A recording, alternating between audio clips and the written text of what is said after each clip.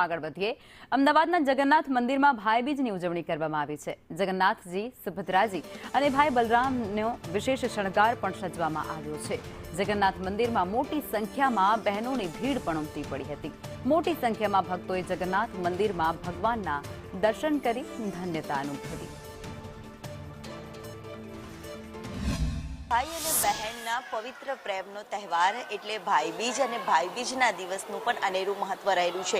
આમ તો કહેવાય છે કે શ્રી કૃષ્ણ ભગવાનને 16,000 ગોપીઓ હતી અને એક માત્ર એવું મંદિર કે જ્યાં ગુજરાતમાં અમદાવાદના જગન્નાથ મંદિરમાં ભાઈ અને બહેનના પ્રેમનું પ્રતીક કહેવામાં આવે છે અને વિશ્વવિખ્યાત ભગવાન જગન્નાથની રથયાત્રા પણ અહીંયા નીકળે છે અને એ જ આસ્થા લોકોની અહીંયા જોડાયેલી હોય છે। જ્યારે ભાઈબીજના પર્વ પર પણ બહેનો છે તે અહીંયા અવશ્ય દર્શન કરવા આવતી હોય છે। કેટલાક દર્શનાર્થીઓ છે એમની સાથે વાત કરીએ।